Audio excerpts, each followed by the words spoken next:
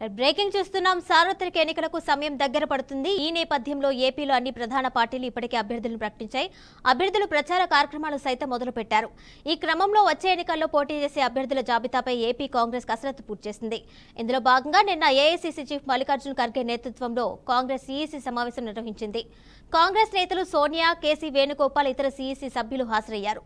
సమావేశంలో ఖరారు చేసిన 114 ఎమ్మెల్యే, 5 ఎంపీ అభ్యర్థుల్ని ఇవాళ ప్రకటించే అవకాశం ఉన్నట్టు తెలుస్తుంది. దీనిపై మరింత సమాచారం మా విజయవాడ ప్రతినిధి శ్రీనివాస్ అందిస్తారు. శ్రీనివాస్, చెప్పండి. ఏపీలో అయితే కాంగ్రెస్ అభ్యర్థుల జాబితా ప్రకటించే అవకాశం ఉన్నట్టు తెలుస్తుంది. దానికి సంబంధించిన డీటెయిల్స్ ఇవ్వండి. ఆంధ్రప్రదేశ్ జాబితాకు సంబంధించి ఇప్పటికే కొలిక్కొచ్చిన నేపథ్యం అనిపిస్తుంది. నిన్న 114 మంది ఎమ్మెల్యే అభ్యర్థులు, అదేవిధంగా 5 లోక్సభ అభ్యర్థులకు సంబంధించి జాబితాను సిద్ధం చేశారు. నిన్న జరిగిన ఏఐసీసీ సమావేశం ఏదైతుందో సమావేశంలో మల్లికార్జున ఖర్గే కావచ్చు, సోనియా గాంధీ కావచ్చు, ఇతర నేతలు కాంగ్రెస్ ఆది నాయకులు ఎవరైతే ఉన్నారో వీళ్ళందరూ కలిసి ఒక జాబితాను సిద్ధం చేయడం జరిగింది. గతంలోనే 1500 మంది ద్వారా అప్లికేషన్లు సేకరించినటువంటి ఏపీసీసీ కార్యవర్గం పూర్తి స్థాయిలో ఇవన్నింటినీ కూడా ఢిల్లీకి పంపించడం జరిగింది. అందులో అర్హులైనటువంటి అభ్యర్థులు ఎవరైతే ఉన్నారో వాళ్ళందరినీ కూడా ఎంపిక చేయడం జరిగింది. అయితే 58 స్థానాలకు సంబంధించి ఇంకా లిస్టు ఫైనల్ గా రావాల్సిన పరిస్థితి ఉంది. అయితే దానికి సంబంధించి ఈ రోజు ఇడుపులపై చేరుకున్న ఏపీసీసీ అధ్యక్షులు ఇడుపులపై చేరుకున్న నేపథ్యం కనిపిస్తుంది. అయితే ఇడుపులపాయలో ఈ రోజు మధ్యాహ్నం ఏదైతే 114 మంది ఎమ్మెల్యే జాబితా, అదేవిధంగా 5 ఎంపీ జాబితా, కడపలో పోటీ చేపడుతున్న షర్మిలాకు సంబంధించిన ఇవన్నీ కూడా ఈ రోజు ప్రకటించడం అవకాశం ఉందని చెప్పని ఇప్పటికే కాంగ్రెస్ వర్గాల ద్వారా తెలుస్తోంది. అయితే మరో పక్క నుంచి పూర్తి స్థాయిలో అంటే ఈ జాబితా మొదటి జాబితాని 1-2 రోజుల్లో విడుదల చేస్తామని చెప్పి నిన్ననే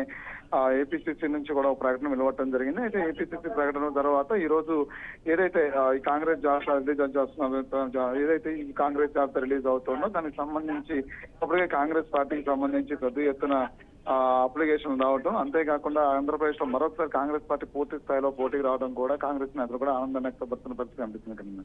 అయితే శ్రీనివాస్, ఈ అభ్యర్థుల జాబితా ప్రకటిస్తున్నటువంటి నేపథ్యంలో ఏపీలో కాంగ్రెస్ లో కేడర్ ఏ విధంగా ఉంది? అంటే దాదాపు 10 years తర్వాత మళ్ళీ ప్రత్యక్ష రాజకీయాల్లో అయితే కాంగ్రెస్ పోటీలో నిలబడిందని చెప్పాలి.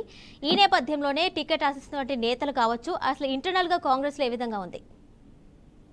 ఇంటర్నల్ గా కాంగ్రెస్ పొజిషన్ అయితే కొంచెం బాగానే బెటర్ గా మెరుగ్గా కనిపిస్తుంది. గతంతో పోలిస్తే కనుక ఇప్పుడు పరిస్థితులు కొంచెం మెరుగ్గానే కనిపిస్తున్న పరిస్థితి కనిపిస్తుంది.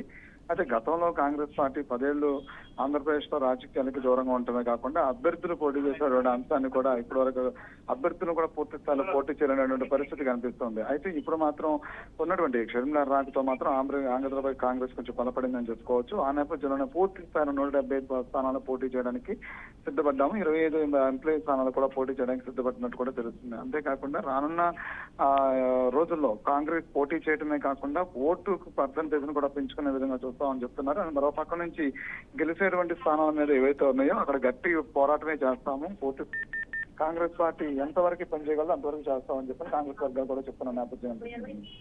Right Srinivas, thank you.